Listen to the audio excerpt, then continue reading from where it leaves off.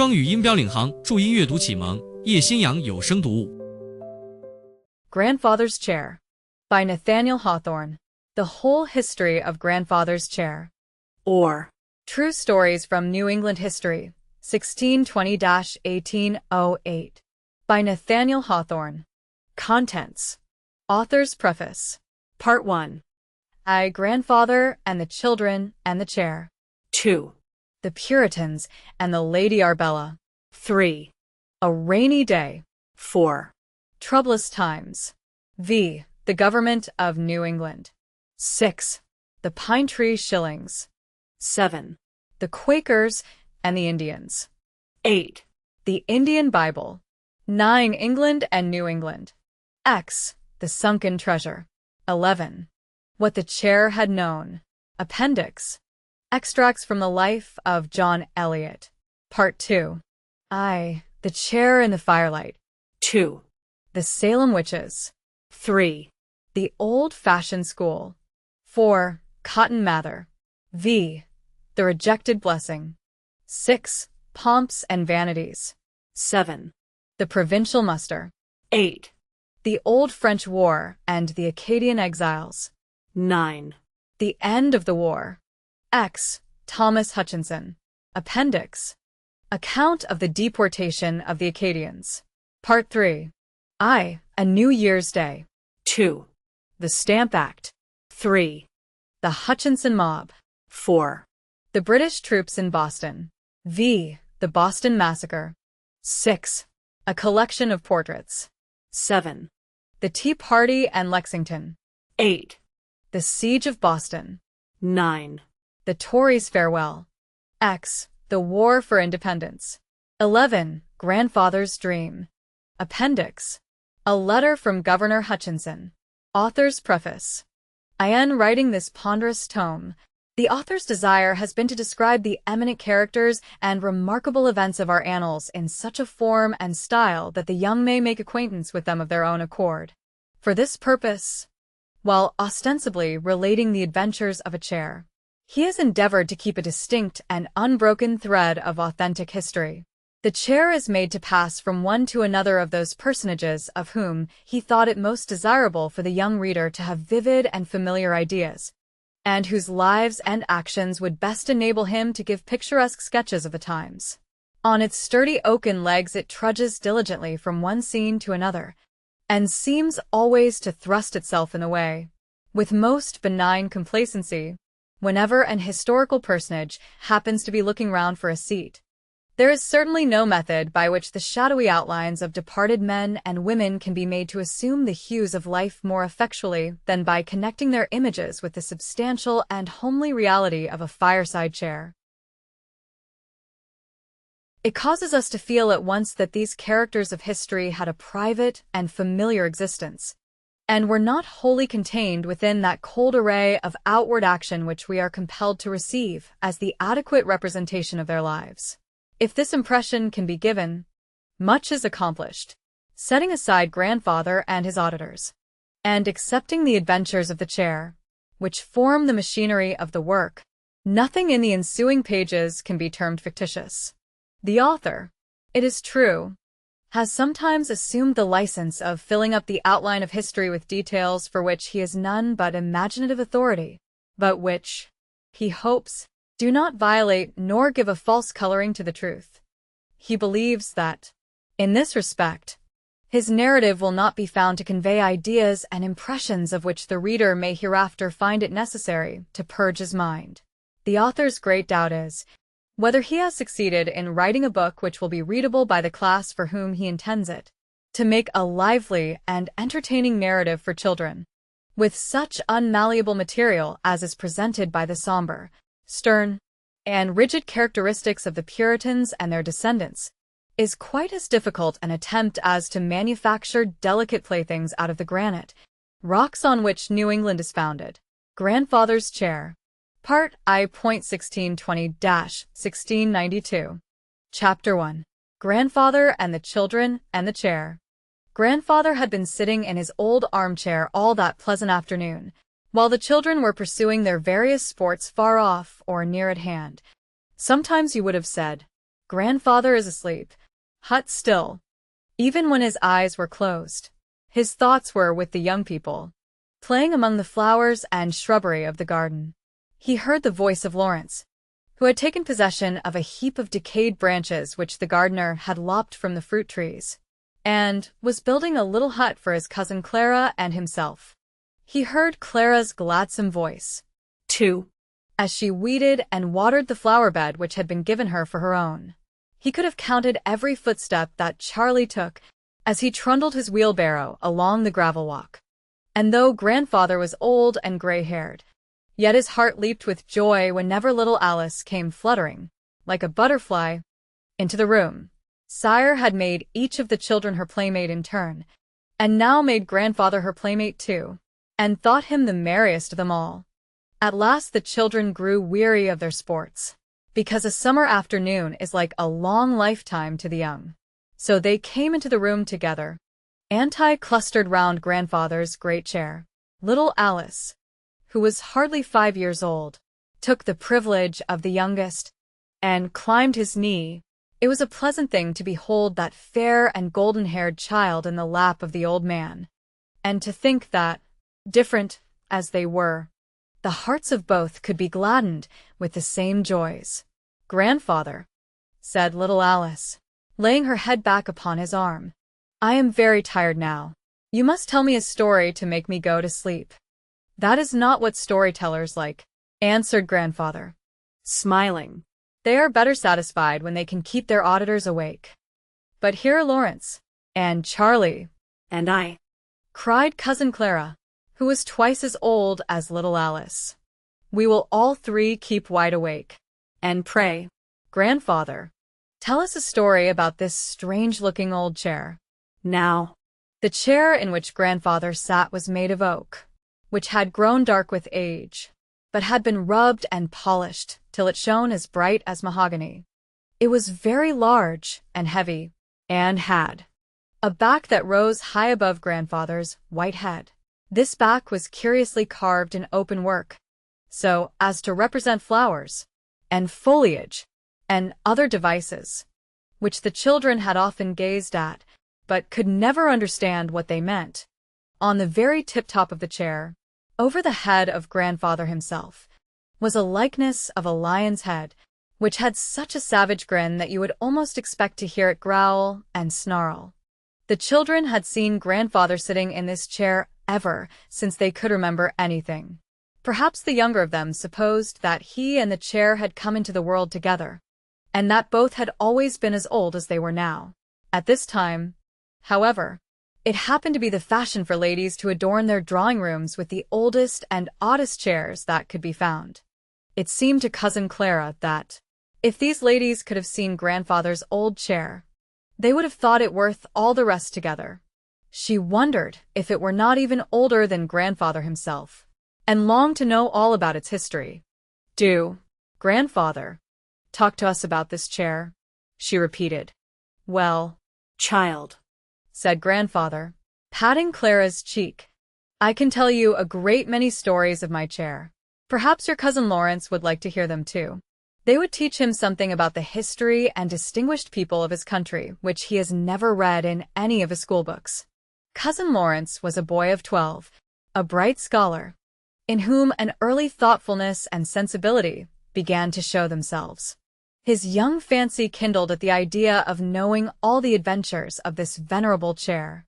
He looked eagerly in Grandfather's face, and even Charlie, a bold, brisk, restless little fellow of 9, sat himself down on the carpet, and resolved to be quiet for at least 10 minutes, should the story last so long. Meantime, little Alice was already asleep, so Grandfather, being much pleased with such an attentive audience, began to talk about matters that happened long ago. Chapter 2. The Puritans and the Lady Arbella. But before relating the adventures of the chairs, found it necessary to speak of circumstances that caused the first settlement of New England. For it will soon be perceived that the story of this remarkable chair cannot be told without telling a great deal of the history of the country. So Grandfather talked about the Puritans. Footnote: It is more precise to give the name of pilgrims to those Englishmen who went to Holland and afterward to Plymouth. They were sometimes called separatists because they separated themselves from the Church of England, sometimes Brownists after the name of one of their eminent ministers. The Puritans formed a great political as well as religious party in England, and did not at first separate themselves from the Church of England, though those who came to this country did so at once, as those persons were called who thought it sinful to practice certain religious forms and ceremonies of the Church of England. These Puritans suffered so much persecuted in England that, in 1607, many of them went over to Holland and lived 10 or 12 years at Amsterdam and Leiden, but they feared that, if they continued there much longer, they should cease to be England, and should adopt all the manners, and ideas, and feelings of the Dutch. For this, and other reasons, in the year 1620 they embarked on board the ship Mayflower, and crossed the ocean, to the shores of Cape Cod. There they made a settlement, and called it Plymouth, which, though now a part of Massachusetts, was for a long time a colony by itself, and thus was formed the earliest settlement of the Puritans in America.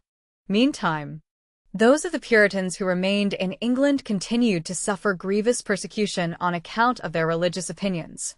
They began to look around them for some spot where they might worship God, not as the king and bishops thought fit, but according to the dictates of their own consciences. When their brethren had gone from Holland to America, they bethought themselves that they likewise might find refuge from persecution there.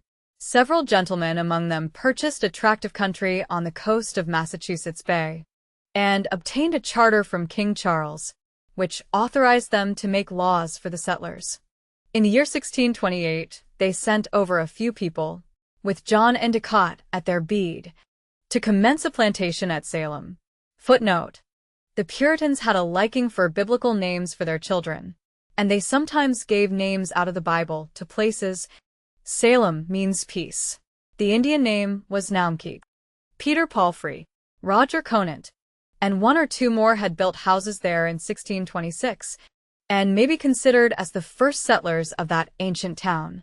Many other Puritans prepared to follow Endicott. And now we come to the chair. My dear children, said Grandfather, this chair is supposed to have been made of an oak tree which grew in the park of the English Earl of Lincoln between 2 and 3 centuries ago. In its younger days it used, probably, to stand in the hall of the Earl's castle. 1. Oh, not you see the coat of arms of the family of Lincoln carved in the open work of the back? But when his daughter, the Lady Arbella, was married to a certain Mr. Johnson, the Earl gave her this valuable chair. Who was Mr. Johnson? Inquired Clara. He was a gentleman of great wealth, who agreed with the Puritans in their religious opinions, answered Grandfather. And as his belief was the same as theirs, he resolved that he would live and die with them. Accordingly, in the month of April, 1630, he left his pleasant abode and all his comforts in England, and embarked, with Lady Arbella, on board of a ship bound for America. As Grandfather was frequently impeded by the questions and observations of his young auditors, we deem it advisable to omit all such prattle as is essential to the story. We have taken some pains to find out exactly what Grandfather said, and here offer to our readers, as nearly as possible in his own words, the story of the Lady Arbella, the ship in which Mr. Johnson and his lady embarked, taking Grandfather's chair along with them, was called the Arbella, in honor of the lady herself. A fleet of 10 or 12 vessels, with many hundred passengers, left England about the same time, for a multitude of people, who were discontented with the king's government and oppressed by the bishops, were flocking over to the New World. One of the vessels in the fleet was that same Mayflower which had carried the Puritan pilgrims to Plymouth. And now, my children, I would have you fancy yourselves in the cabin of the good ship Arbella, because, if you could behold the passengers aboard that vessel, you would feel what a blessing and honor it was for New England to have such settlers. They were the best men and women of their day. Among the passengers was John Winthrop, who had sold the estate of his forefathers, and was going to prepare a new home for his wife and children in the wilderness. He had the king's charter in his keeping, and was appointed the first governor of Massachusetts. Imagine him a person of grave and benevolent aspect, dressed in a black velvet suit, with a broad ruff around his neck, and a peaked beard upon his chin. Footnote: there is a statue representing John Winthrop in Scollay Square in Boston. He holds the charter in his hand, and a Bible is under his arm. There was likewise a minister of the gospel whom the English bishops had forbidden to preach, but who knew that he should have liberty both to preach and pray in the forests of America. He wore a black cloak, called a Geneva cloak, and had a black velvet cap, fitting close to his head, as was the fashion of almost all the Puritan clergymen. In their company came Sir Richard Saltonstall, who had been one of the 5 first projectors of the new colony.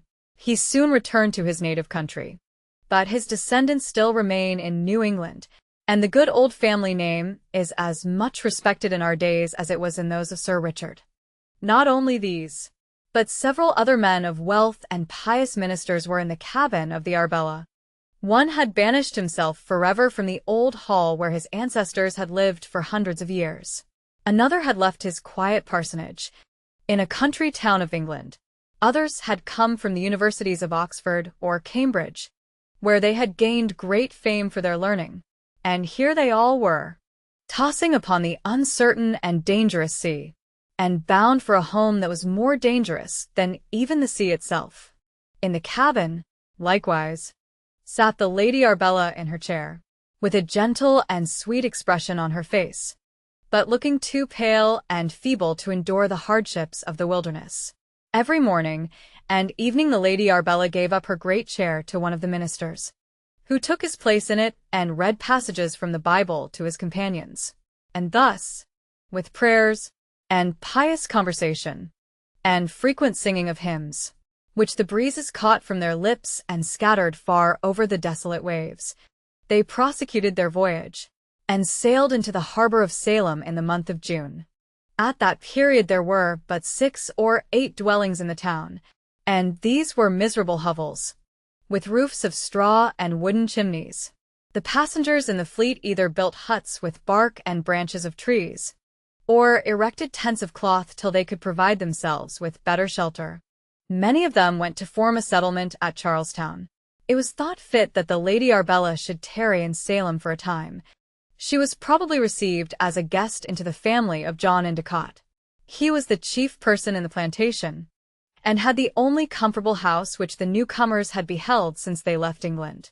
So now, children, you must imagine grandfather's chair in the midst of a new scene.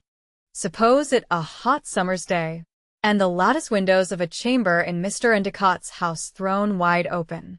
The Lady Arbella, looking paler than she did on shipboard, is sitting in her chair, and thinking mournfully of far-off England. She rises and goes to the window.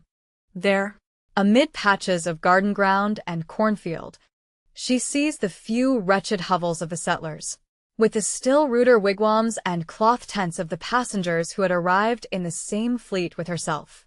Far and near stretches the dismal forest of pine trees, which throw their black shadows over the whole land, and likewise over the heart of this poor lady. All the inhabitants of the little village are busy. One is clearing a spot on the verge of the forest for his homestead. Another is hewing the trunk of a fallen pine tree, in order to build himself a dwelling. A third is hoeing in his field of Indian corn. Here comes a huntsman out of the woods, dragging a bear, which he has shot, and shouting to the neighbors to lend him a hand. There goes a man to the seashore, with a spade and a bucket, to dig a mess of clams, which were a principal article of food with the first settlers. Scattered here, and there are 2 or 3 dusky figures, clad in mantles of fur, with ornaments of bone hanging from their ears, and the feathers of wild birds in their coal-black hair. They have belts of shellwork slung across their shoulders, and are armed with bows and arrows, and flint-headed spears. These are an Indian Sagamore and his attendants, who have come to gaze at the labors of the white men. And now rises a cry that a pack of wolves have seized a young calf in the pasture. and every man snatches up his gun or pike and runs in chase of the marauding beasts. Poor Lady Arbella watches all these sights and feels that this new world is fit only for rough and hardy people. None should be here but those who can struggle with wild beasts and wild men, and can toil in the heat or cold, and can keep their hearts firm against all difficulties and dangers. But she is not of these.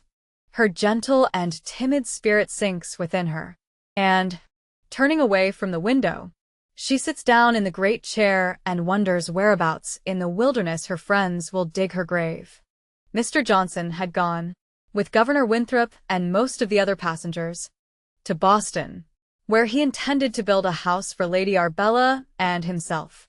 Boston was then covered with wild woods, and had fewer inhabitants, even, than Salem. During her husband's absence, poor Lady Arbella felt herself growing ill, and was hardly able to stir from the great chair. Whenever John Endicott noticed her despondency, he doubtless addressed her with words of comfort. "Cheer up, my good lady," he would say.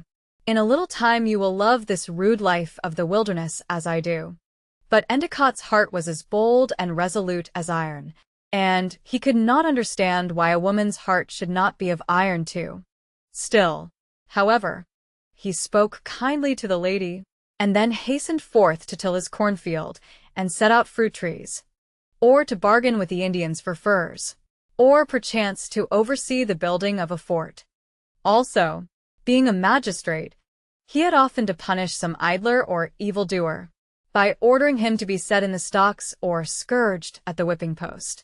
Often, too, as was the custom of the times, he and Mr. Higginson, the minister of Salem, held long religious talks together. Thus John Endicott was a man of multifarious business, and had no time to look back regretfully to his native land. He felt himself fit for the new world, and for the work that he had to do, and set himself resolutely to accomplish it. What a contrast, my dear children, between this bold, rough, active man, and the gentle Lady Arbella, who was fading away, like a pale English flower, in the shadow of the forest. And now the great chair was often empty, because Lady Arbella grew too weak to arise from bed. Meantime, her husband had pitched upon a spot for their new home. He returned from Boston to Salem, traveling through the woods on foot, and leaning on his pilgrim's staff. His heart yearned within him, for he was eager to tell his wife of the new home which he had chosen. But when he beheld her pale and hollow cheek, and found how her strength was wasted, he must have known that her appointed home was in a better land. Happy for him, then happy both for him and her if they remembered that there was a path to heaven, as well from this heathen wilderness as from the Christian land whence they had come. And so, in 1 short month from her arrival, the gentle Lady Arbella faded away and died. They dug a grave for her in the new soil, where the roots of the pine trees impeded their spades, and when her bones had rested there nearly 200 years, and a city had sprung up around them,